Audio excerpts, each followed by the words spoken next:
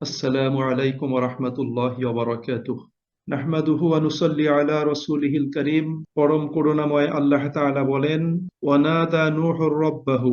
স্মরণ করো সেই সময়ের কথা যখন নূহ আলাইহিস সালাম তার রবকে ডেকে বলেছিলেন, ফাকালা রব্বি, তিনি বলেছিলেন, হে আমার রব, ইন্নাবনি মিন আহলি, নিশ্চয়ই আমার পুত্র আমার পরিবারভুক্ত, ওয়া ইন্না ওয়া'দাকাল হক, আর নিশ্চয়ই তোমার প্রতিশ্রুতি সত্য, অর্থাৎ তুমি প্রতিশ্রুতি দিয়েছিলে আমার পরিবারকে, পরিবারের সদস্যদেরকে রক্ষা করবে। সুতরাং আমার পুত্রের ক্ষেত্রে তোমার প্রতিশ্রুতি রক্ষা করো। ওয়া আনতা আহকামুল হাকিমিন, আর তুমি তো বিচারকদের মধ্যে শ্রেষ্ঠ বিচারক। ক্বালা, আল্লাহ তাআলা বললেন, ইয়া নূহু, হে নূহ, ইন্নাহু লাইসা মিন আহলিক, নিশ্চয়ই সে তোমার পরিবারভুক্ত নয়। ইন্নাহু আমালুন গায়রু সালিহ, নিশ্চয়ই তার আমল অসৎ, সঠিক নয়, অর্থাৎ সে অবশ্যই অসৎ কর্মপরায়ণ। ফালা তাসআলনি, কাজেই আমাকে অনুরোধ করো না, আমার কাছে আবেদন জানিও না, মা লাইসা লাকা বিহি ইলম, যে বিষয়ে তোমার কোনো জ্ঞান নেই সে বিষয়ে। ইন্নী আইজুকা, আমি তোমাকে উপদেশ প্রদান করছি, আন তাকুনা মিনাল জাহিলিন, যেন তুমি জাহেল তথা অজ্ঞ মূর্খদের অন্তর্ভুক্ত না হও। ক্বালা রব্বি, তখন নূহ বললেন, হে আমার রব, ইন্নী আউযু বিকা, নিশ্চয়ই আমি তোমার কাছে আশ্রয় প্রার্থনা করছি, আন আসআলাকা মা লাইসা লি বিহি ইলম, যে বিষয়ে আমার জ্ঞান নেই সে বিষয়ে তোমাকে অনুরোধ করার ক্ষেত্রে বা অনুরোধ করার বিষয়ে। ওয়া ইল্লা তাগফিরলি, সুতরাং তুমি যদি আমাকে ক্ষমা না করো, ওয়াতারহামনি, আমার প্রতি দয়া না করো, আকুম মিনাল খাসিরিন, তাহলে আমি ক্ষতিগ্রস্ত হয়ে যাব। কিলা ইয়া নূহ ইহবিত, বলা হলো, হে নূহ, তুমি তোমার নৌযান থেকে অবতরণ করো। বিসালামিম মিন্না ওয়া বারাকাতিন আলাইকা, বিসালামিম মিন্না, আমাদের পক্ষ থেকে শান্তি সহকারে, ওয়া বারাকাতিন আলাইকা, এবং তোমার প্রতি কল্যাণ সহকারে, ওয়া আলা উমামিম মিম্মান মাআকা, এবং যেই প্রজাতিগুলো তোমার সাথে আছে তাদের প্রতিও আমাদের পক্ষ থেকে সালাম এবং বারাকা সহকারে, অর্থাৎ তুমি এবং তোমার সাথে যে সমস্ত প্রজাতিগুলো রয়েছে, মানুষ এবং অন্যান্য জীবজন্তুর, আমাদের পক্ষ থেকে শান্তি এবং তোমার প্রতি বারাকা সহকারে তোমরা প্রত্যেকেই নৌযান থেকে অবতরণ করো। ওয়া উমামুন সানুমাত্তিউহুম, আর কিছু প্রজাতি এমন রয়েছে, কিছু সম্প্রদায় এমন রয়েছে, আমরা তাদেরকে কিছু কাল জীবন উপভোগ করতে দিব। সুম্মা ইয়ামাসসুহুম মিন্না আযাবুন আলীম, অতঃপর আমাদের পক্ষ থেকে যন্ত্রণাদায়ক শাস্তি তাদেরকে স্পর্শ করবে। তিলকা মিন আম্বাইল গায়ব, রাসূল করিম সাল্লাল্লাহু আলাইহি ওয়াসাল্লামকে আল্লাহ তাআলা বলছেন, তিলকা মিন আম্বাইল গায়ব, এগুলো গায়েবের সংবাদ। নূহিহা ইলাইকা, আমরা আপনাকে ওহী দ্বারা এগুলো অবহিত করছি।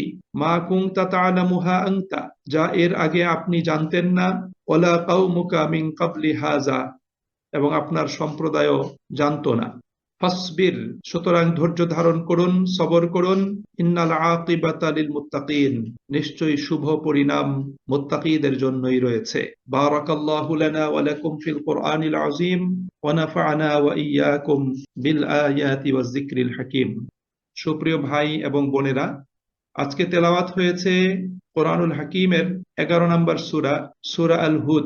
এই সূরা হুদের 45 থেকে নিয়ে 49 আয়াত পর্যন্ত তেলাওয়াত এবং তার সরল অনুবাদ আমি উপস্থাপন করেছি। মূল আলোচ্য বিষয় হলো যে ঈমান এবং আমলটাই হলো মানুষের জীবনের এবং তার সফলতার একমাত্র বিচার্য বিষয়। এখানে বংশ পরিচয়, পারিবারিক পরিচয়, পারিবারিক সম্পর্ক, বংশীয় সম্পর্ক, ঈমান এবং সৎকর্মের মোকাবেলায় এটা অকার্যকর, এটা কোনো কাজে আসবে না। আল্লাহ রাব্বুল আলামিন সে বিষয়টি এখানে উপস্থাপন করেছেন। নূহ আলাইহিস সালাতু ওয়াস সালামের আলোচনা আজকে আমাদের তৃতীয় দিনের মতো হচ্ছে যে আল্লাহ সুবহানাহু ওয়া তাআলা প্রাচীন জাতির আলোচনায় আল্লাহ পাক নূহ আলাইহিস সালাতু ওয়াস সালামের আলোচনাটা ব্যাপকভাবে কোরআনুল কারিমে তিনি করেছেন। এই সূরাতেও 25 আয়াত থেকে নিয়ে 49 আয়াত পর্যন্ত নূহ আলাইহিস সালাতু ওয়াস সালামের বর্ণনা আল্লাহ পাক প্রদান করেছেন। আজকের এই অংশটুকু এই সূরাতে নূহ আলাইহিস সালামের আলোচনার সর্বশেষ অংশ। আমরা গত জুমাবারেও নূহ আলাইহিস সালামের আলোচনা আমরা শুনেছি।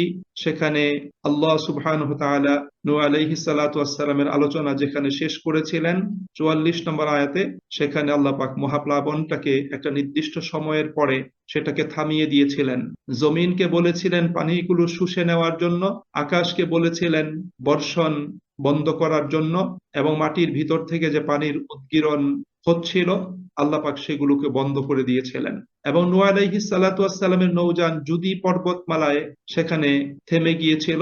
আল্লাহ রাব্বুল আলামিন তখন ঘোষণা করেছেন যে জালিম যারা আছে তাদের জন্য ধ্বংস অনিবার্য। এরপরে আল্লাহ রাব্বুল আলামিন আজকের এই আলোচনাটা উপস্থাপন করেছেন। আমরা গত ক্লাসের আলোচনাতেও দেখেছি যে নূহ আলাইহিস সালাতু ওয়াস সালামের সামনে তার ছেলে যখন পড়েছিল তখন ছেলেকে তিনি আহ্বান জানিয়েছিলেন তার নৌযানে আরোহণ করার জন্য, কিন্তু ছেলে বাবার এই আবেদনকে প্রত্যাখ্যান করেছিল। সে বলেছিল যে আমি উঁচু পর্বতমালায় আশ্রয় গ্রহণ করব এবং সেখানে আমি গিয়ে আমি বেঁচে যাব। নূহ আলাইহিস সালাতু ওয়াস সালাম জানিয়েছিলেন লা আসিমাল ইয়াউমা মিন আমরিল্লাহ ইল্লা মার রাহিম। আল্লাহ রাব্বুল আলামিন যার প্রতি অনুগ্রহ করবেন সে ব্যতীত আজকে তাকে রক্ষা করার কোনো রক্ষাকর্তা নেই, অর্থাৎ কোনো রক্ষাকারী তাকে রক্ষা করতে পারবে না। অতঃপর তাদের দুজনের মাঝখানে এক বিশাল ঢেউ আড়াল হয়ে গেল।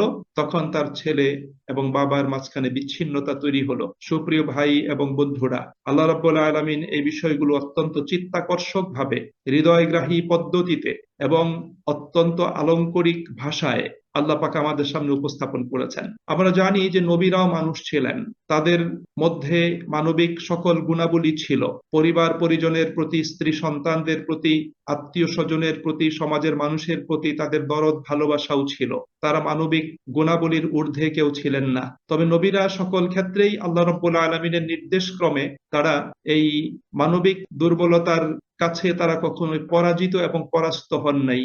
তাদের মাঝে যখনই কোনো কঠিন মুহূর্তে মানবিক দিকটা প্রকাশ পেয়েছিল তখন তারা নিজেরা হয় সতর্ক হয়ে গিয়েছেন অথবা আল্লাহ তাআলা তাদেরকে সতর্ক করেছেন, এবং তারা তখনই তাদের এই পারিবারিক, তাদের বংশীয় আত্মীয়তার সম্পর্ককে তারা কখনোই ঈমান এবং তাকওয়ার উপর প্রাধান্য দান করেননি। কারণ যখনই ঈমান এবং কুফরের বিরোধটি সামনে চলে আসে তখন সেখানে কুফরি মতাদর্শে বিশ্বাসী কোনো ব্যক্তি, গোষ্ঠী, সম্প্রদায়, পরিবারের প্রতি একজন মুমিন মুসলিমের, একজন নবীর মায়া মমতা, দরদ ভালোবাসা দেখানোর কোনো সুযোগ নাই। তখন সেখানে ফয়সালা হবে ঈমান এবং কুফরির ভিত্তিতে ফয়সালা। আল্লাহ রাব্বুল আলামিন এই বিষয়গুলো যেমন এই সূরাতে নূহ আলাইহিস সালামের বর্ণনায় উপস্থাপন করেছেন, এবং আল্লাহ তাআলা কোরআনুল কারীমের অন্যান্য সূরাগুলোতে, অন্যান্য স্থানে, অন্যান্য নবীদের আলোচনায়, মুমিনদের আলোচনায় আল্লাহ রাব্বুল আলামিন সেগুলো আমাদের সামনে উপস্থাপন করেছেন। সুপ্রিয় ভাই এবং বন্ধুরা, আমরা এখানে আল্লাহ রাব্বুল আলামিনের কথাগুলোর আলোকেই আমাদের সংক্ষিপ্ত বক্তব্য উপস্থাপন করতে চাই। আল্লাহ তাআলা বলেন ওয়ানাদা নূহুর রাব্বাহ, যে স্মরণ করো যখন নূহ তার রবকে ডেকেছিলেন। ডেকে কি বললেন? ফাকালা, তিনি বললেন রব্বি, হে আমার রব, ইন্নাবনি মিন আহলি, নিশ্চয়ই আমার পুত্র আমার পরিবারের একজন। ওয়া ইন্না ওয়াদাকাল হক, এবং আপনার প্রতিশ্রুতি সত্য, আপনি সত্য প্রতিশ্রুতি প্রদান করেছেন। ওয়া আনতা আহকামুল হাকিমিন, আর আপনি তো শ্রেষ্ঠ বিচারকদের মধ্যে আপনি শ্রেষ্ঠ বিচারক। তাহলে আল্লাহ রাব্বুল আলামিন নূহ আলাইহিস সালাতু ওয়াস সালামকে প্রতিশ্রুতি প্রদান করেছিলেন যে তুমি যে দোয়া করছো তোমার এই অসৎ, দুষ্কৃতি পরায়ণ এবং কাফির সম্প্রদায়কে ধ্বংস করে দেওয়ার জন্য, আমি তোমার আবেদনকে কবুল করে তাদেরকে ধ্বংস করে দিব, তবে আমি তোমাকে এবং তোমার পরিবার পরিজনকে রক্ষা করব। এটা আল্লাহ রাব্বুল আলামিনের একটা প্রতিশ্রুতি ছিল। আবার আল্লাহ রাব্বুল আলামিন সেই প্রতিশ্রুতির মধ্যে এই কথাটাও তিনি ব্যক্ত করেছিলেন ইল্লা মান সাবাকা আলাইহিল কাউল ওয়া মান আমান।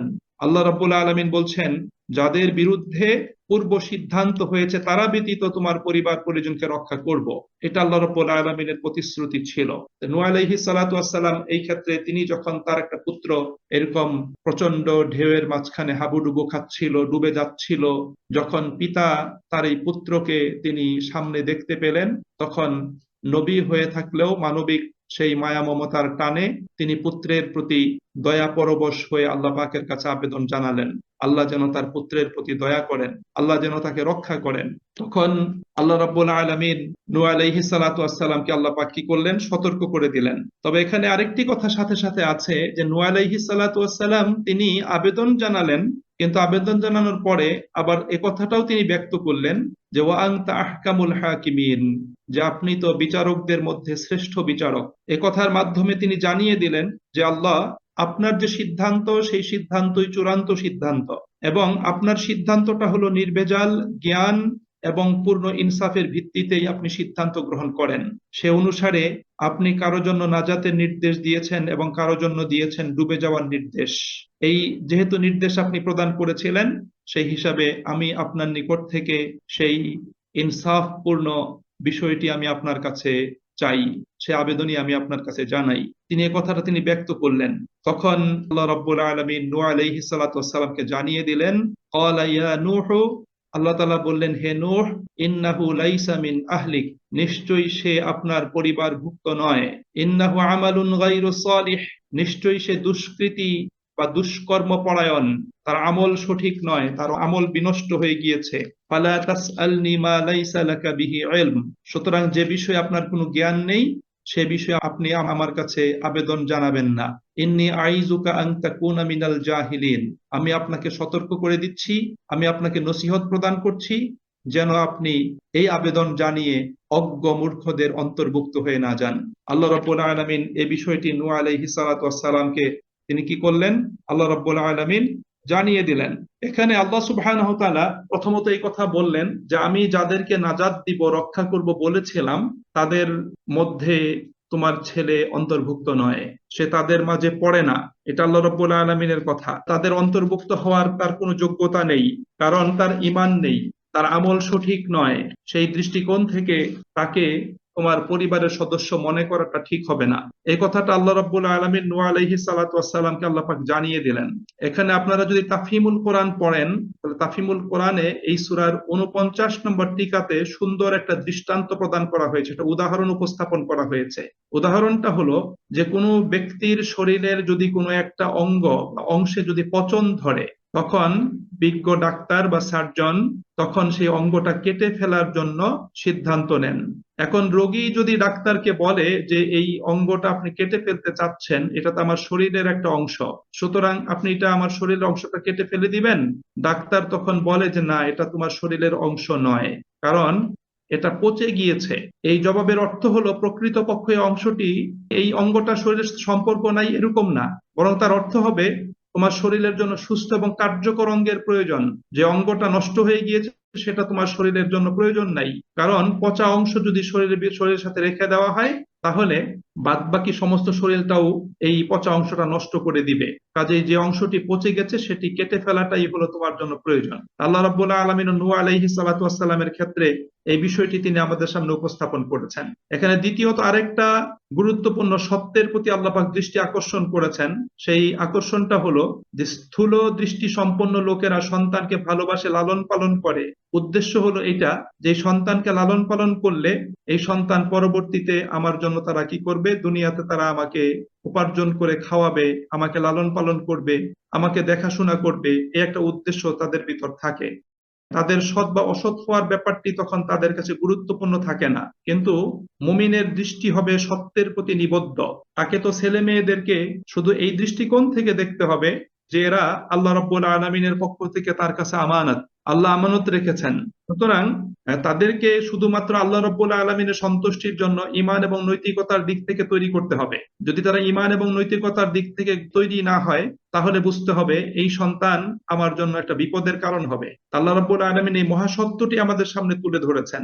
এরপর আল্লাহ রাব্বুল আলামিন আরেকটি বিষয় আমাদের সামনে বলেছেন, সেই বিষয়টি হলো যে মানুষের সন্তান সন্ততি আত্মীয় স্বজনের সাথে একজন মুমিন ব্যক্তির দৃষ্টিভঙ্গি কি হতে পারে, সেই বিষয়টি আল্লাহ পাক তুলে ধরেছেন। সেই বিষয়টি হলো যে আল্লাহ রাব্বুল আলামিন এখানে বলছেন যে ঈমান একটা চিন্তাগত এবং নৈতিক গুণ।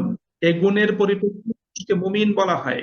মুমিন হওয়ার দিক থেকে অন্য মানুষের সাথে তার নৈতিক ও ঈমানী সম্পর্ক ছাড়া অন্য কোনো সম্পর্ক থাকতে পারে না। আর মানুষের সাথে মানুষের সম্পর্ক হবে ঈমানের ভিত্তিতে, তার নীতি নৈতিকতার ভিত্তিতে, আদর্শের ভিত্তিতে। আদর্শের দিক থেকে সে যদি একই আদর্শের না হয়, নীতি নৈতিকতার দৃষ্টিকোণ থেকে সে যদি উত্তীর্ণ না হয়, তাহলে শুধুমাত্র বংশীয় সম্পর্কের কারণে তাকে প্রাধান্য দেওয়া এটা ইসলামী শরীয়তের লক্ষ্য নয়। এই বিষয়টি আল্লাহ রাব্বুল আলামিন এখানে তিনি আমাদের সামনে উপস্থাপন করেছেন। এটাই অত্যন্ত গুরুত্বপূর্ণ বিষয়। আল্লাহ সুবহানাহু ওয়া তাআলা কোরআনুল কারীমে এই মর্মে তিনি অনেকগুলো আলোচনা করেছেন। যেমন আল্লাহ রাব্বুল আলামিন এই মর্মে সূরা তাওবার 23 এবং 24 নম্বর আয়াতে আল্লাহ পাক বর্ণনা দান করেছেন, যেটা আমরা ইতিপূর্বে আলোচনা শুনেছি। সূরা তাওবার 23 নম্বর আয়াতে আল্লাহ তাআলা বলছেন, ইয়া আইয়ুহাল্লাযীনা আমানু, হে মুমিনগণ, লা তাত্তাখিযু আবাআকুম ওয়া ইখওয়ানাকুম আউলিয়া ইন ইসতাহাব্বুল কুফরা আলাল ঈমান। আল্লাহ বলছেন, তোমাদের বাবা মা, তোমাদের ভাই বোনদেরকে তোমরা ওলি তথা অভিভাবক এবং বন্ধু হিসেবে গ্রহণ করো না যদি তারা ঈমানের উপর কুফরিকে শ্রেষ্ঠত্ব দান করে। যদি তারা ঈমানের উপর কুফরিকে প্রাধান্য দান করে, তাহলে তোমরা তোমাদের সেই বাবা মা এবং তোমাদের ভাই বোনদেরকে তোমরা তোমাদের ওলি তথা অভিভাবক এবং বন্ধুরূপে গ্রহণ করো না। অর্থাৎ এখানে বাবা মা যদি মহাসত্যের অনুসারী না হয়, তারা যদি সত্য সঠিক আদর্শের অনুসারী অনুগামী না হয়, তারা যদি কুফরি মতবাদে বিশ্বাসী হয়, কুফরি আদর্শের অনুসারী হয়, তখন তাদেরকে বন্ধু এবং অভিভাবক রূপে গ্রহণ করতে আল্লাহ রাব্বুল আলামিন নিষেধ করেছেন। এবং আল্লাহ বলছেন, অমাইয়াতাওয়াল্লাহুম, তোমাদের মধ্য থেকে যে কেউ তাদেরকে অভিভাবক এবং বন্ধু বানাবে, ফাউলাইকা হুমুজ জালিমুন, সে হবে জালিমদের অন্তর্ভুক্ত। একথা বলার পরে 24 নম্বর আয়াতে সূরা তাওবা আল্লাহ তাআলা বলছেন যে, কুল ইন কানা আবাউকুম ওয়া আবনাউকুম ওয়া ইখওয়ানুকুম ওয়া আজওয়াজুকুম ওয়া আশীরাতুকুম, যে হে নবী আপনি বলে দিন, যদি তোমাদের কাছে তোমাদের পিতামাতা, তোমাদের সন্তান সন্ততি, তোমাদের ভাই বোন, তোমাদের স্ত্রী, আত্মীয় স্বজন, তোমাদের উপার্জিত ধন সম্পদ, তোমাদের ব্যবসা বাণিজ্য, যার মন্দা হওয়াকে তোমরা ভয় করো, এবং তোমাদের প্রিয় বাড়িঘর, এগুলো যদি তোমাদের কাছে আল্লাহ এবং তার রাসূলের চাইতে, আল্লাহর পথে জিহাদের চাইতে অধিক প্রিয় হয়, তাহলে তোমরা আল্লাহ পাকের পক্ষ থেকে ফয়সালা আসা পর্যন্ত অপেক্ষা করো। আল্লাহ তাআলা ফাসিক লোকদেরকে সৎ পথ বা সঠিক পথ প্রদর্শন করেন না। আল্লাহ রাব্বুল আলামিন সুস্পষ্ট ভাবে এখানে এই বিষয়টা আল্লাহ পাক উপস্থাপন করেছেন। অর্থাৎ মুমিন কোন অবস্থাতেই কাফের এবং মুশরিকদের সাথে, আল্লাহ পাকের বিরুদ্ধে যারা অবস্থান করে, দ্বীনের বিরুদ্ধে যাদের অবস্থান, তাদের সাথে কখনোই আন্তরিক সম্পর্ক স্থাপন করতে পারে না। তাদের সাথে স্বাভাবিক মহাব্বত ভালোবাসার সম্পর্ক তৈরি হবে না। এটা হলো আল্লাহ পাকের পক্ষ থেকে সুন্দর সুস্পষ্ট রূপরেখা। আবার আল্লাহ সুবহানাহু ওয়া তাআলা সূরা মুজাদালা এর 22 নম্বর আয়াতে আল্লাহ পাক বলে দিয়েছেন, আল্লাহ বলেছেন, লা তাজিদু কওমান ইউমিনুনা বিল্লাহি ওয়াল ইয়াউমিল আখির ইউআদ্দুনা মান হাদ্দাল্লাহ ওয়া রাসূলাহু ওয়ালাউ কানু আবাআহুম আও আবনাআহুম আও ইখওয়ানাহুম আও আশীরাতাহুম।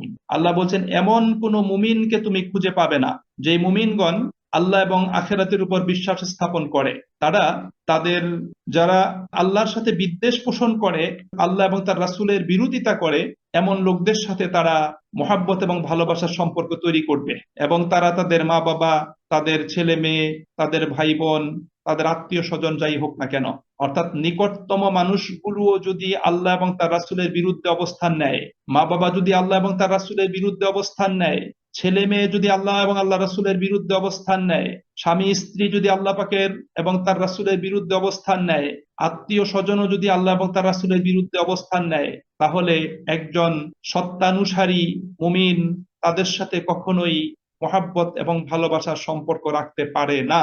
আল্লাহ পাক বলছেন, যারা এরকম জেনে শুনে সচেতন মনে এই কুফরি আদর্শের লোকদের সাথে সম্পর্ক তৈরি করবে, সম্পর্ক রক্ষা করবে, আল্লাহ রাব্বুল আলামিন বলছেন সে প্রকৃত মুমিন নয়, সে জালিম এবং সে ফাসিক। এটাই হলো কোরআনুল কারীমের অন্যতম বক্তব্য।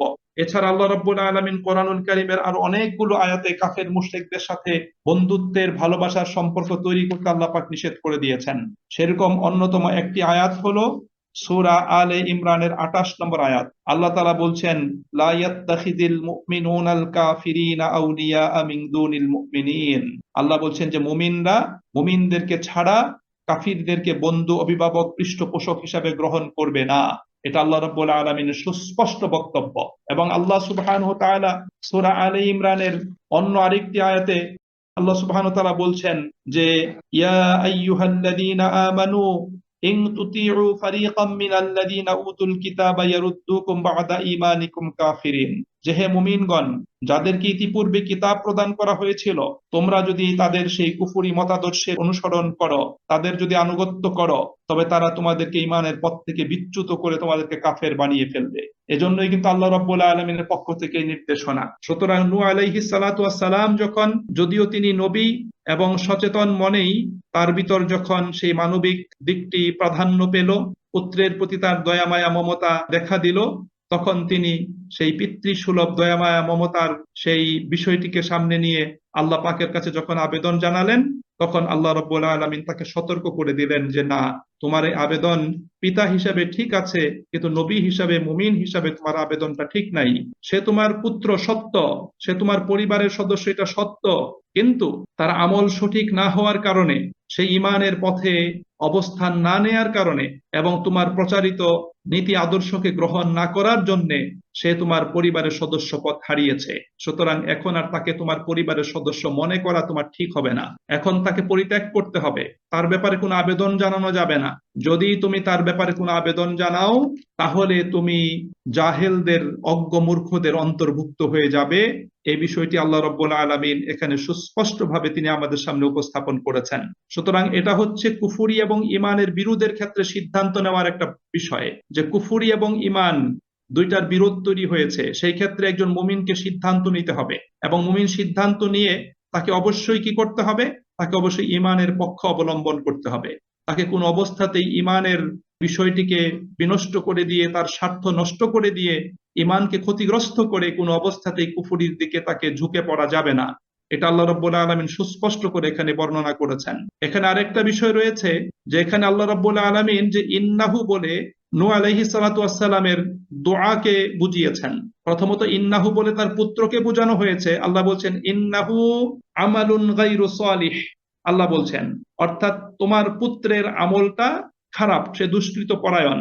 আবার ইন্নাহু দ্বারা নূহ আলাইহিস সালাতু ওয়াস সালামের দোয়াকেও বোঝানো হতে পারে। তখন সেখানে অর্থ হবে যে তুমি যে দোয়াটা করছো, যে আবেদনটা জানাচ্ছ, এই আবেদনটা, এটা কোনো ভালো কাজ নয়, এই আবেদনটা জানানো যাবে না। কারণ আবেদনটা তুমি জানাচ্ছ কার জন্য? এমন এক ব্যক্তির সম্পর্কে, যদিও সে তোমার পুত্র, বাট সে ঈমান আনয়ন করেনি, সে দুষ্কৃতি পরায়ণ। সুতরাং তোমার আবেদন এটা কোনো অবস্থাতে গ্রহণযোগ্য নয়। আল্লাহ রাব্বুল আলামিন এভাবে কি করলেন? এভাবে নূহ আলাইহিস সালাতু ওয়াস সালামকে আল্লাহ সুবহানাহু ওয়া তাআলা সতর্ক করে দিলেন। সুতরাং তুমি সতর্ক হয়ে যাও, এটা আল্লাহ রাব্বুল আলামিনের কথা। এই জন্য রাসূল করিম সাল্লাল্লাহু আলাইহি সাল্লাতু ওয়াস সালামের একটা গুরুত্বপূর্ণ হাদিস রয়েছে। আল্লাহ নবী সাল্লাল্লাহু আলাইহি ওয়াসাল্লাম বলেছেন, মাম বাতা বিহি আমালু লাম ইউসরি বিহি নাসাবু। কোন ব্যক্তির আমল যদি তাকে পিছনে ঠেলে দেয়, কোন ব্যক্তির আমল তাকে পিছনে ঠেলে দিল, আমলের কারণে কোনো ব্যক্তি পিছনে পড়ে গেল, লাম ইউসরি বিহি নাসাবু, তার নসব, তার পরিবার, তার বংশ পরিচয়, তার বংশ এবং পারিবারিক সম্পর্ক তাকে কোন অবস্থাতেই সামনে এগিয়ে নিতে পারবে না, কোন অবস্থাতেই সামনে এগিয়ে নিতে পারবে না, কারণ আমলের দিক থেকে সে পিছনে চলে গেছে। এই জন্য আমরা কোরআনুল কারীমে এমন অনেক ব্যক্তি এবং গোষ্ঠীর অবস্থা আমরা দেখতে পাই, তাদের পারিবারিক পরিচয়, পারিবারিক সম্পর্ক, তাদের বংশীয় পরিচয়, বংশীয় সম্পর্ক, এটা অনেক উন্নত মানের, উঁচু মানের হওয়া সত্ত্বেও তাদের ঈমান এবং আমলের কারণে তারা ক্ষতিগ্রস্ত হয়েছে, তারা ধ্বংসপ্রাপ্ত হয়েছে। আল্লাহ রাব্বুল আলামিন সেই বিষয়গুলো কোরআনুল কারীমে আল্লাহ পাক উল্লেখ করেছেন। যেমন আল্লাহ রাব্বুল আলামিন সূরা লাহাব নাজিল করেছেন। সূরা লাহাবের শুরুতে আল্লাহ বলেছেন, তাব্বাত ইয়াদা আবি লাহাবি ওয়া তাব্বা। আল্লাহ বলছেন আবু লাহাবের দুই হাত ধ্বংস হোক, আবু লাহাব নিজেও ধ্বংস হোক। মা আগনা আনহু মালুহু ওয়া মা কাসাব, তার ধন সম্পদ এবং তার উপার্জিত বিষয়গুলো তার কোনোই কাজে আসে নাই, তার কোনোই কাজে আসবে না। এবং সায়াসলা নারান যাতা লাহাব, অতি সত্বর সে লেলিহান শিখাযুক্ত আগুনে নিক্ষিপ্ত হবে, সেখানে প্রবেশ করবে। অমরাতুহু, তার স্ত্রীও প্রবেশ করবে। এটা আল্লাহ রাব্বুল আলামিন ব্যক্ত করেছেন। দেখুন, আমরা যদি চিন্তা করি, বাহ্যিক স্থূল দৃষ্টিকোণ থেকে যদি চিন্তা করি, আমরা দেখতে পাবো আবু লাহাব রাসূলের সাথে সম্পর্কে তিনি কি ছিলেন? রাসূলের সাথে সম্পর্কে তিনি আল্লাহ রাসূলের আপন চাচা ছিলেন, এবং নবুয়ত পাওয়ার আগ পর্যন্ত রাসূলের প্রতি তিনি অত্যন্ত স্নেহশীল ছিলেন, রাসূলকে স্নেহ করতেন, রাসূলকে ভালোবাসতেন। রাসূলের জন্মের কথা শুনে তিনি তার দাসীকে মুক্ত করে দিয়েছিলেন, এত আনন্দিত হয়েছিলেন যে তার মৃত ভাইয়ের ঘরে, ভাইয়ের বিধবা স্ত্রীর গর্ভে একটা ফুটফুটে চাঁদের মতো একটা সন্তান, পুত্র সন্তান জন্মগ্রহণ করেছে। এই আনন্দে, এই খুশিতে আবু লাহাব তার দাসীকে মুক্ত করে দিয়েছিলেন, যে দাসী তাকে এই পুত্র জন্মগ্রহণ করার সংবাদ জানিয়েছিল এবং এত আনন্দিত হয়েছিল। এবং নবুয়ত লাভ করার আগ পর্যন্ত আবু লাহাব রাসূল করিম সাল্লাল্লাহু আলাইহি ওয়াসাল্লামকে অত্যন্ত মায়া মমতা করতেন, ভালোবাসতেন। কিন্তু আল্লাহ রাসূল যখন নবুয়ত লাভ করে ঈমানের পথে ডাক দিলেন, আবু লাহাব রাসূলের আহ্বানকে সে প্রত্যাখ্যান করলো, রাসূলের অনিষ্ট কামনা করলো, রাসূলের ধ্বংস কামনা করলো। সুতরাং আল্লাহ রাব্বুল আলামিন সেজন্য রাসূলের আপন চাচা হওয়া সত্ত্বেও, রাসূলের প্রতি স্নেহশীল হওয়া সত্ত্বেও আল্লাহ রাব্বুল আলামিন তার সেই চরম ধ্বংসের, ক্ষতিগ্রস্ত হওয়ার সেই অবস্থাটি আল্লাহ রাব্বুল আলামিন ছোট্ট সূরা নাজিল করে দুনিয়াবাসীকে, পৃথিবীর মানবতাকে আল্লাহ রাব্বুল আলামিন জানিয়ে দিলেন। তাহলে আমরা এখানে দেখতে পাই যে এখানে বংশীয় পরিচয়টা মুখ্য নয়, এখানে পারিবারিক সম্পর্কটা মুখ্য নয়, এখানে মুখ্য হলো ঈমান, এখানে মুখ্য হলো আদর্শিক সম্পর্ক, এখানে মুখ্য হলো নীতি নৈতিকতার বিষয়। সুতরাং আল্লাহ রাব্বুল আলামিন সেই বিষয়টি এখানে উপস্থাপন করেছেন এবং নূহ আলাইহিস সালাতু ওয়াস সালামের ক্ষেত্রে আল্লাহ পাক এই বিষয়টি উপস্থাপন করেছেন। সুতরাং আমরা দেখতে পাই যে একজন মর্যাদা লোকও মুহূর্তকালের জন্য নিজের মানবিক দুর্বলতার কাছে পরাস্ত হতে পারেন।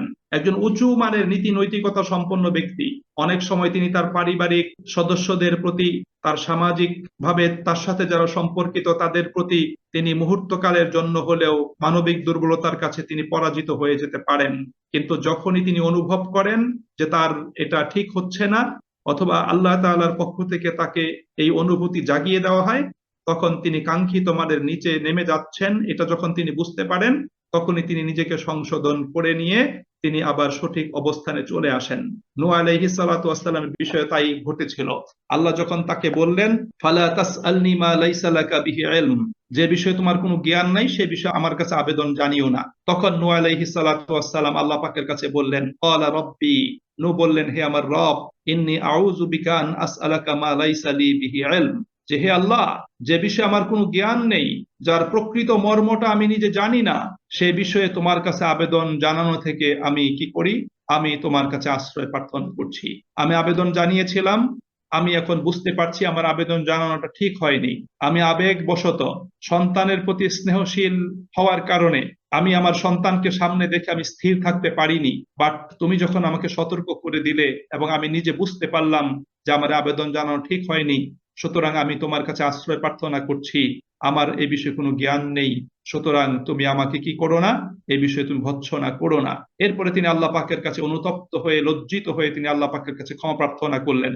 আল্লাহ পাকের কাছে তিনি বললেন, ওয়াইল্লা তাগফিরলি, তুমি যদি আমাকে ক্ষমা না করো। কারণ উচ্চ মর্যাদা সম্পন্ন লোকদের ছোট ছোট ভুলগুলিও কিন্তু আল্লাহ পাকের কাছে সেটা বড় আকারের ভুল হিসেবে ধর্তব্য হয়ে যায়। এই জন্য নূহ আলাইহিস সালাতু ওয়াস সালাম আল্লাহ পাকের কাছে ক্ষমা প্রার্থনা করলেন যে, হে আল্লাহ, আমি তোমার কাছে এরকম একটা আবেদন জানিয়েছিলাম যেটা আমার নবতী শানের সাথে, মর্যাদার সাথে মানানসই নয়।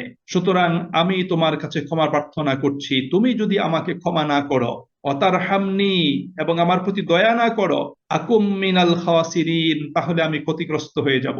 তুমি যদি দয়া না করো আমি ক্ষতিগ্রস্ত হয়ে যাব, তুমি যদি ক্ষমা না করো আমি ক্ষতিগ্রস্ত হয়ে যাব। সো তুমি আমাকে ক্ষমা করে দাও এবং আমার প্রতি দয়া করো। এই জন্য এখানে কয়েকটা গুরুত্বপূর্ণ মাসালা রয়েছে। একটা মাসালা হলো, যিনি আল্লাহ পাকের কাছে দোয়া করবেন তার কর্তব্য হচ্ছে যার জন্য এবং যে কাজের জন্য দোয়া করা হবে সেটা সঠিক বা জায়েজ কিনা, ন্যায়সঙ্গত কিনা, সেটা তাকে জেনে নেওয়া। যদি ন্যায়সঙ্গত হয় তাহলে দোয়া করা যাবে, এবং সন্দেহজনক কোনো বিষয়ের জন্য দোয়া করা যাবে না, কোনো অবস্থাতেই দোয়া করা যাবে না।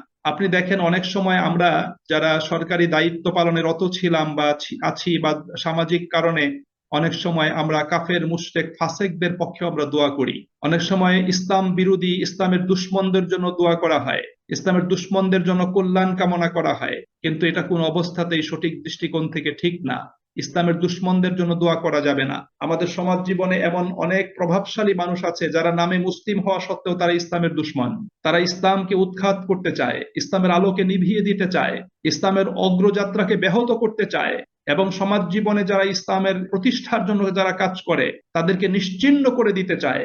আমাদের আলেম সমাজের একাংশ, আমরা কি করতে হয়, বাধ্য হয়ে পরিবেশ পরিস্থিতির কারণে চাপে পড়ে তাদের জন্য কি করা হয়, তাদের জন্য দোয়া করা হয়। এই ইসলাম বিরোধীদের, ইসলামের দুশমনদের জন্য দোয়া করা হয়। কিন্তু এখানে নূহ আলাইহিস সালাতু ওয়াস সালাম এই ঘটনা থেকে আমাদের জন্য চূড়ান্ত শিক্ষা হলো যে কোনো অবস্থাতেই ন্যায়সঙ্গত বিষয় এবং যে সমস্ত লোকদের জন্য দোয়া করা হবে তাদের প্রকৃত অবস্থাটা চিন্তা করে তারপর তাদের জন্য দোয়া করতে হবে। সে যদি ইসলামের দুশমন হয়, কখনোই তার জন্য কল্যাণের দোয়া করা যাবে না। তার জন্য হেদায়েতের দোয়া করা যাবে, যে আল্লাহ তুমি তাকে হেদায়েত দান করো, এতটুকু দোয়া করা যাবে। কিন্তু তার হেদায়েতের বিষয়টাকে সামনে মুখ্য হিসেবে না রেখে শুধু তার কল্যাণ বাড়িয়ে দাও, তাকে তুমি চিরজীবী করো, তাকে তুমি ক্ষমতাসীন রাখো, তার সুযোগ সুবিধা বৃদ্ধি করে দাও, তার প্রতি কল্যাণ দান করো, এই ধরনের দোয়া করতে আল্লাহ রাব্বুল আলামিন আমাদেরকে নিষেধ করে দিয়েছেন।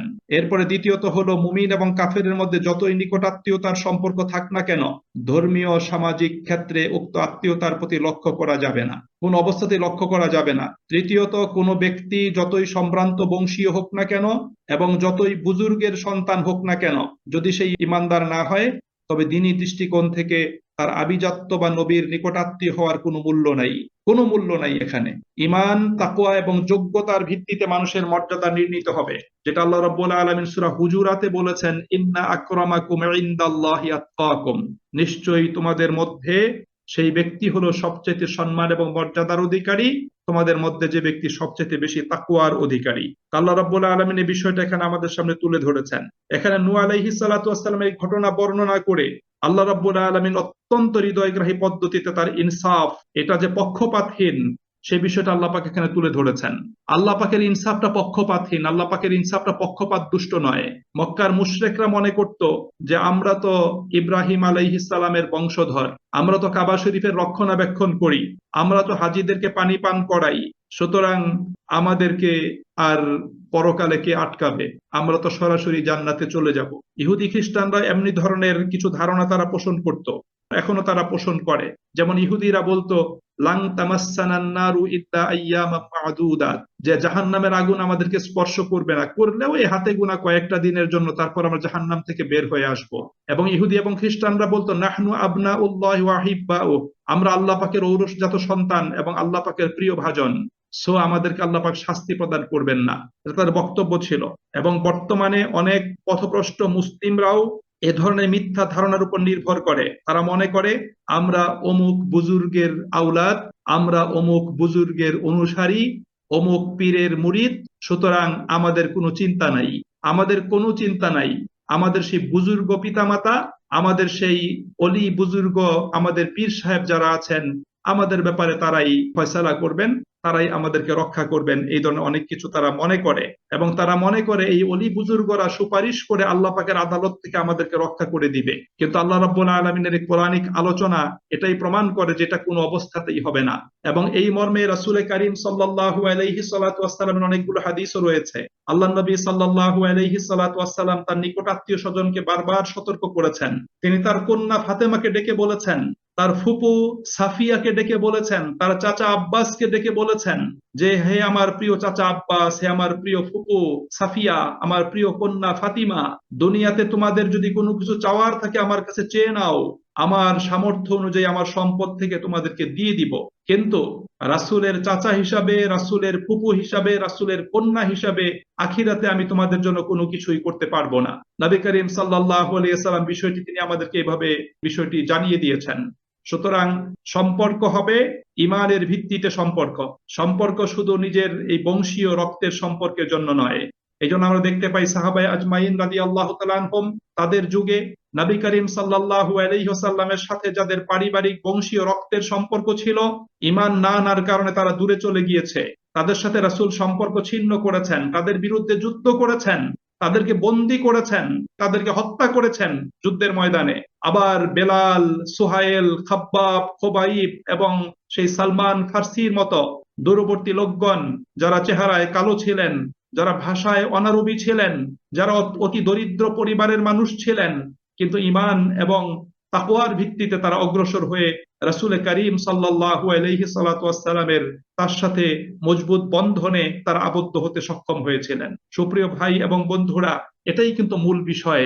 এই বিষয়টা আমরা অনেক সময় এই দুনিয়ার দৃষ্টিকোণ থেকে, স্থূল দৃষ্টিকোণ থেকে দেখে এই ক্ষেত্রে আমরা অনেক ক্ষেত্রেই পরাস্ত হই, আমরা পরাজিত হই, যেটা আমাদের জন্য ভয়াবহ একটা বিপদের কারণ হবে। আল্লাহ রাব্বুল আলামিন সেই বিষয়টা তিনি আমাদের সামনে তুলে ধরেছেন। এরপরে আল্লাহ রাব্বুল আলামিন এই আলোচনা শেষ করার পরে যখন জাহাজ স্থির হয়ে দাঁড়িয়ে গেল, তখন আল্লাহ রাব্বুল আলামিন নূহকে বললেন, কিলা ইয়া নূহ ইহবিত, আল্লাহ রাব্বুল আলামিন বললেন যে বলা হলো নূহকে, হে নূহ তুমি অবতরণ করো, অবতরণ করো, বিসালামিন মিন্না, আমাদের পক্ষ থেকে শান্তি সহকারে, অবারাকাতিন আলাইকা, এবং তোমার প্রতি বারাকা সহকারে, ওয়া আলা উমামিম মিম্মান মাআক, এবং তোমার সাথে যে সমস্ত প্রজাতিগুলো রয়েছে, যারা তোমার সাথে আছে নৌযানে, তাদের উপর বারাকা সহকারে তোমরা কি করো, প্রত্যেকেই অবতরণ করো। ও উমামুন সানুমাত্তিউহুম, এবং তোমাদের পরবর্তীতে আরেকটা সম্প্রদায় আসবে, যাদেরকে আমি কিছুকাল আমি তাদেরকে জীবন উপভোগ করার সুযোগ প্রদান করব। সুম্মা ইয়ামাসসুহুম মিন্না আযাবুন আলীম, এবং তারা যদি ইমানের পথে পরিচালিত না হয়, তারা যদি ইমানের পথে না চলে, তারা যদি ইমানের আলোকে জীবনকে গঠন না করে, তাহলে আমাদের পক্ষ থেকে কঠিন শাস্তি তাদেরকে স্পর্শ করবে। আল্লাহ রাব্বুল আলামিন সেই বিষয়টা এখানে জানিয়ে দিলেন। এই কথাটা আলোচনা করার পরে আল্লাহ রাব্বুল আলামিন রাসূল করিম সাল্লাল্লাহু আলাইহি সাল্লাতু ওয়াসসালামের উদ্দেশ্যে এখন তার আলোচনা উপস্থাপন করছেন। সুপ্রিয় ভাই এবং বন্ধুরা, কোরআন নাজিল হয়েছে রাসূলের উপর। রাসূল সমকালীন মানুষদের প্রতি কোরআনের দাওয়াত দিয়েছেন। যারা কোরআনের দাওয়াতকে গ্রহণ করতে চায়নি, কোরআনের দাওয়াতকে প্রত্যাখ্যান করেছিল, কোরআনের দাওয়াতের বিপরীতে যারা অবস্থান গ্রহণ করেছিল, তাদের শিক্ষার জন্যই কিন্তু আল্লাহ রাব্বুল আলামিন এ সমস্ত পূর্ব যুগের নবী রাসূলদের সে সমস্ত জাতির আলোচনা আল্লাহ পাক উপস্থাপন করেছেন। নূহ আলাইহিস সালাতু ওয়াসসালামের জাতির আলোচনা কেউ জানতো না। এই ইতিহাস তৎকালীন আরব সমাজে কারো জানা ছিল না, এবং এই ইতিহাস, এই ঘটনা জানার কোনো সোর্সও তাদের কাছে ছিল না। এই জন্য আল্লাহ তাআলা বলছেন যে তিলকা মিন আম্বাইল গায়বি নূহিহা ইলাইকা, যে হে নবী তোমার কাছে যে ঘটনা বর্ণনা করা হলো, যে ইতিহাস তোমার কাছে উপস্থাপন করা হলো, যেটা তোমাকে জানানো হলো, নূহ আলাইহিস সালামের ঘটনা, তার জাতির অবস্থা এবং তার পুত্র সন্তানের ক্ষেত্রে যে একটা বিবৃতি তোমাকে দেয়া হলো, জানানো হলো, তুমি জেনে রাখো এগুলো হলো গায়েবের সংবাদ। এই ইতিহাস, এই তথ্য, এই সংবাদ, এই ঘটনা, এগুলো কেউ জানতো না, তুমিও জানতে না। নূহিহা ইলাইকা, ওহীর মাধ্যমে এগুলো তোমাকে জানানো হলো। মা কুনতা তা'লামুহা আনতা ওয়ালা কওমুকা মিন ক্বাবলি হাযা, আল্লাহ রাব্বুল আলামিন বলেন কোরআনে এই ঘটনা বর্ণনা করার পূর্বে তুমি এবং তোমার সম্প্রদায়ের কেউ এটা সম্পর্কে কোনো কিছুই জানতে না। সুপ্রিয় ভাই এবং বন্ধুরা, কোরআনুল কারীম প্রাচীন জাতি গোষ্ঠীর সম্প্রদায়ের এমন কিছু আলোচনা আমাদের কাছে উপস্থাপন করেছে, যে বিষয় সম্পর্কে জানার জন্য কোরআন ব্যতীত অন্য কোনো সোর্স নাই, অন্য কোনো উৎস নাই। এটা কোরআন থেকে আমাদেরকে জানতে হবে, এবং কোরআন যেটা বলেছে সেটাই সবচেয়ে অথেন্টিক, সেটাই সবচেয়ে দালিলিক। আল্লাহ রাব্বুল আলামিন সেটা আমাদের কাছে জানিয়েছেন। এছাড়া এ সমস্ত ঘটনাবলী বনী ইসরাইলদের বর্ণনাতেও কিছু আসছে, বাট সেটা বিকৃত অবস্থাতে আসছে। আল্লাহ রাব্বুল আলামিন আমাদেরকে প্রকৃত ইতিহাসটা এখানে উপস্থাপন করেছেন। তা নবী রাসূলগণ, তাদের কোনো গায়েবের জ্ঞান ছিল না। নবী রাসূলরা গায়েব জানতেন না। আল্লাহ নবী রাসূলদেরকে যতটুকু জানিয়েছেন তারা ততটুকু জানতেন। এক শ্রেণীর বিভ্রান্ত মুসলিম তারা মনে করে নবী গায়েব জানতেন, তিনি সবকিছুই তিনি জানতেন, সবকিছুই ভান্ডার তার হাতে। এটা হলো বিভ্রান্ত মুসলিমদের একটা গোষ্ঠীর আকীদা। বাট আকীদাটা হলো, এটা ইসলাম পরিপন্থী একটা আকীদা। আমাদের আকীদা পোষণ করতে হবে যে আল্লাহ ব্যতীত গায়েবের জ্ঞান অন্য কারো কাছে নাই। আল্লাহ নিজের সম্পর্কে বলেছেন আলিমুল গাইবি ওয়াশ শাহাদাহ, আল্লাহ রাব্বুল আলামিন তিনি দৃশ্যমান এবং অদৃশ্যমান সব বিষয়ে তিনি জানেন, এবং তিনি ব্যতীত অন্য কেউ অদৃশ্যের কোনো বিষয় কেউ জানে না। ইভেন দৃশ্যমান বিষয়গুলো সবাই জানে না, এগুলো আল্লাহ রাব্বুল আলামিনই জানেন। এটা আল্লাহ পাকের গুণ, আল্লাহ পাকের বৈশিষ্ট্য। কোনো মানুষকে, কোনো নবীকে গায়েবের জ্ঞানী মনে করা, বিশ্বাস করা, এটা সুস্পষ্ট শিরক। আল্লাহ রাব্বুল আলামিন সে বিষয়ে আমাদেরকে সতর্ক করেছেন। এই জন্য আল্লাহ পাক এখানে সুস্পষ্ট করে বলে দিয়েছেন যে ইতিহাস তোমাকে বলা হলো, এটা গায়েবের ইতিহাস, অদৃশ্যের ইতিহাস। এটা ওহীর মাধ্যমে তোমাকে জানানো হলো, এটা তুমি জানতে না, তোমার বংশের লোকজন তারা কেউ, পূর্ববর্তী লোকরা কেউ জানতো না। এরপর আল্লাহ বলছেন ফাসবির, সুতরাং তুমি ধৈর্য ধারণ করো, তুমি সবর করো। অর্থাৎ যেই দাওয়াত তুমি দিচ্ছ, যে দাওয়াতে তারা প্রতিবন্ধকতা তৈরি করছে, যে দাওয়াত তারা প্রত্যাখ্যান করছে, তোমাকে এগুতে দিচ্ছে না, তোমাকে প্রচার কার্য চালাতে তারা যারা দিচ্ছে না, তুমি সেই ক্ষেত্রে কি করো, সবর অবলম্বন করো। সুপ্রিয় ভাই এবং বন্ধুরা, আমাদের সমাজ জীবনে আমাদের মাঝে সবর সম্পর্কে সঠিক যে ধারণা, এলম, সেটা আমাদের মাঝখানে বিদ্যমান নেই। আমরা অনেকেই সবরকে মনে করি যে সবকিছু ছেড়ে দিয়ে হাত গুটিয়ে চুপচাপ বসে থাকা, এটার নাম হলো সবর। এটা আমরা অনেকেই বলি। অর্থাৎ একজনে কোনো কাজে বাধাপ্রাপ্ত হয়েছে বা কোনো মুসিবত তার উপর আপতিত হয়েছে, এখন সে কি করতেছে, ঠিক আছে বসে থাকো ভাই, সবর করো, কি করবা, সবর করো, কি করবা। এটা কিন্তু সবর না। সবরের প্রকৃত অর্থ হলো দৃঢ়তা অবলম্বন করা, অবিচল থাকা, বিচলিত না হওয়া। সবরের আরেকটা অর্থ হলো যে তুমি বাধাপ্রাপ্ত হয়েছো, সুতরাং সেখানে বসে না থেকে তোমার লক্ষ্যে পৌঁছার জন্য বিকল্প পথ অনুসন্ধান করা। তুমি কি করো? সবর করো। এজন্যই আল্লাহ রাব্বুল আলামিন সবরটাকে মানুষের সফলতার চাবিকাঠি বলেছেন। আল্লাহ তাআলা আমাদেরকে সবর করতে বলেছেন, পরস্পর সবরের প্রতিযোগিতা করতে বলেছেন, আল্লাহ পাকের কাছে সাহায্যের জন্য সবরের পথ অবলম্বন করতে বলেছেন। সুতরাং আল্লাহ পাক রাসূলকে বলেছেন যে ফাসবির, তুমি সবর করো। এর মানে হলো তুমি তোমার কাজে, তোমার দায়িত্ব পালনে অবিচল থাকো, তুমি বিচলিত হইও না, তুমি সাহস হারিও না, এবং তোমার লক্ষ্যে পৌঁছার জন্য তুমি প্রয়োজনে বিকল্প পন্থা অবলম্বন করো। যেই পথে বাধাপ্রাপ্ত হয়েছো সেই পথে যদি এগুতে না পারো, তাহলে ভিন্ন পথ অবলম্বন করে লক্ষ্যে পৌঁছার জন্য তুমি চেষ্টা করো। আল্লাহ পাক এই পদ্ধতি আমাদের জন্য তিনি উপস্থাপন করেছেন। সুপ্রিয় ভাই এবং বন্ধুরা, ইসলাম প্রতিষ্ঠার ক্ষেত্রে, প্রচারের ক্ষেত্রে, নিজের সঠিক আদর্শ তুলে ধরার ক্ষেত্রে অবশ্যই আপনাকে জ্ঞানী হতে হবে। আপনাকে জ্ঞান এবং কৌশল অবলম্বন করে আল্লাহ পাকের উপর তাওয়াক্কুল করে নিজের লক্ষ্যে পৌঁছার জন্য চেষ্টা করতে হবে। আল্লাহ রাব্বুল আলামিন এই ক্ষেত্রে রাসূল করিম সাল্লাল্লাহু আলাইহি ওয়াসাল্লামকে সেই পদ্ধতি অবলম্বনের জন্য বলেছেন। এবং এখান থেকে আমাদের জন্য শিক্ষণীয়, এই নির্দেশ শুধু রাসূলের জন্য নয়, এই নির্দেশ হলো সর্বকালের সকল যুগের দায়ীদের জন্য নির্দেশ। দায়ীদেরকে সবরের পথ অবলম্বন করতে হবে। দায়ীরা অগ্রসর হবে, বাধাপ্রাপ্ত হবে। দায়ীদেরকে অবিচল থেকে বিচলিত না হয়ে তাদেরকে কৌশল অবলম্বন করে প্রয়োজনে ভিন্ন পথ এবং ভিন্ন পদ্ধতি অবলম্বন করে তার লক্ষ্যে তাকে পৌঁছে যেতে হবে। এই শিক্ষাটা আল্লাহ রাব্বুল আলামিন তিনি আমাদেরকে এখানে প্রদান করেছেন।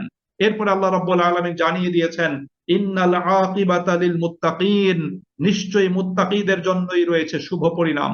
অর্থাৎ যারা তাকওয়া ভিত্তিক জীবন যাপন করবে, যারা তাকওয়ার পথ অবলম্বন করবে, তাদের জন্যই রয়েছে শুভ পরিণাম। তারাই কি করবে? আল্লাহ পাকের নিকট থেকে উত্তম পরিণাম, পরিণতি, ফলাফল এবং পুরস্কার তারাই লাভ করবে। এটা আল্লাহ রাব্বুল আলামিনের পক্ষ থেকে সুস্পষ্ট ঘোষণা। এই সুসংবাদ আল্লাহ পাক আমাদেরকে প্রদান করেছেন। দেখুন, তাকওয়ার মাধ্যমে, তাকওয়া অবলম্বন করলে আল্লাহ পাক কি কি পুরস্কার দিবেন, এটা কিন্তু সূরা তালাকের ভিতর আল্লাহ পাক আলোচনা করেছেন। সূরা তালাকের 2 নম্বর আয়াত থেকে নিয়ে 5 নম্বর আয়াত পর্যন্ত যারা তাকওয়ার পথ অবলম্বন করবে তাদের পুরস্কারের কথা আল্লাহ তাআলা ব্যক্ত করেছেন। 2 নম্বর আয়াতের শেষ অংশে আল্লাহ বলেছেন সূরা তালাকের, ওমাই ইয়াত্তাকিল্লাহা ইয়াজআল লাহু মাখরাজা, যে ব্যক্তি তাকওয়া অবলম্বন করবে, আল্লাহ রাব্বুল আলামিন তার জন্য সংকীর্ণ অবস্থা থেকে, কঠিন অবস্থা থেকে, কঠিন জায়গা থেকে বের হওয়ার পথ আল্লাহ রাব্বুল আলামিন সহজ এবং সুগম করে দিবেন। আপনি আমি তাকওয়া অবলম্বন করলে আল্লাহ পাক আপনার আমার জন্য বের হওয়ার পথকে সহজ এবং সুগম করে দিবেন। দ্বিতীয়ত, ওয়ায়ারযুকহু মিন হাইসু লা ইয়াহতাসিব, এমন উৎস থেকে আল্লাহ পাক রিজিক দান করবেন যা ব্যক্তি কখনো কল্পনাই করে নাই। অর্থাৎ কল্পনাতীত উৎস থেকে আল্লাহ পাক তাকে রিজিক দান করবেন। এরপর 4 নম্বর আয়াতের শেষ অংশে আল্লাহ বলেছেন, ওমাই ইয়াত্তাকিল্লাহা ইয়াজআল লাহু মিন আমরিহি ইউসরা, যে ব্যক্তি তাকওয়ার পথ অবলম্বন করবে, আল্লাহ রাব্বুল আলামিন তার সকল সমস্যার সমাধান তিনি সহজ করে দিবেন। তাকওয়ার পথ অবলম্বন করলে সবকিছুর, সকল সমস্যার সমাধানটা আল্লাহ পাক সহজ করে দিবেন। আবার 5 নম্বর আয়াতে আল্লাহ বলেছেন, ওমাই ইয়াত্তাকিল্লাহা ইউকাফির আনহু সাইয়্যাতিহি, যে ব্যক্তি তাকওয়ার পথ অবলম্বন করবে, আল্লাহ রাব্বুল আলামিন তার ত্রুটি বিচ্যুতি, ভুল ভ্রান্তি গুলো আল্লাহ পাক কি করবেন? আল্লাহ পাক সেগুলোকে মার্জনা করে দিবেন। ওয়া ইউযিম লাহু আজরা, এবং আল্লাহ রাব্বুল আলামিন তাকে অনেক বড় পুরস্কার আল্লাহ পাক তাকে প্রদান করবেন। সুপ্রিয় ভাই এবং বন্ধুরা, তাকওয়াই মানুষকে সম্মানিত করে, তাকওয়াই মানুষকে মর্যাদা দান করে দুনিয়া এবং আখেরাতে। এবং মুত্তাকি ব্যক্তিদেরকে আল্লাহ রাব্বুল আলামিন আখেরাতে কি করবেন? উচ্চ মর্যাদা প্রদান করবেন। যে কথাটি আল্লাহ পাক সূরা হুজুরাতের 13 নম্বর আয়াতে বলেছেন, ইন্না আকরামাকুম ইনদাল্লাহি আতকাকুম, তোমাদের মধ্যে সেই ব্যক্তি সবচেয়ে বেশি সম্মান এবং মর্যাদার অধিকারী যে সবচেয়ে বেশি তাকওয়া অবলম্বন করে। কোরআনুল কারীমে আল্লাহ রাব্বুল আলামিন সূরা নাহলের শেষ আয়াতে বলেছেন, ইন্নাল্লাহা মাআল্লাযীনা তাকাউ ওয়াল্লাযীনা হুম মুহসিনুন, যারা তাকওয়া অবলম্বন করে, তাকওয়া ভিত্তিক জীবন যাপন করে, যারা সৎকর্মশীল, আল্লাহ রাব্বুল আলামিন তাদের সাথে রয়েছেন। সুপ্রিয় ভাই এবং বন্ধুরা, এই অংশটুকু আমাদের জন্য অত্যন্ত গুরুত্বপূর্ণ, যেটা আল্লাহ রাব্বুল আলামিন নূহ আলাইহিস সালাতু ওয়াস সালামের আলোচনা থেকে আল্লাহ পাক উপস্থাপন করেছেন। আমরা যেন কখনোই মানবিক দুর্বলতার কাছে পরাজিত হয়ে ইমানের স্বার্থকে আমরা বিনষ্ট করে না ফেলি, আমাদের সতর্ক থাকতে হবে। সাহাবায়ে আজমাইন রাদিয়াল্লাহু তাআলা আনহুম কখনোই পারিবারিক, বংশীয় এবং মানবিক দুর্বলতার কাছে তারা কখনোই পরাজিত, পরাস্ত হন নাই। তারা সকল ক্ষেত্রে ইমানকে তারা প্রাধান্য দিয়েছেন, তারা ইসলামকে তারা প্রাধান্য দিয়েছেন। আমাদেরকে ঈমান এবং ইসলামকে প্রাধান্য দিতে হবে। আপনি একটা জিনিস চিন্তা করতে পারেন যে বদরের যুদ্ধে যারা যুদ্ধ করেছেন, পরস্পর মুখোমুখি হয়েছেন, তারা কিন্তু একে অন্যের আত্মীয় স্বজন ছিলেন। একে অন্যের আত্মীয় স্বজন ছিলেন, একই বংশের লোকজন ছিলেন।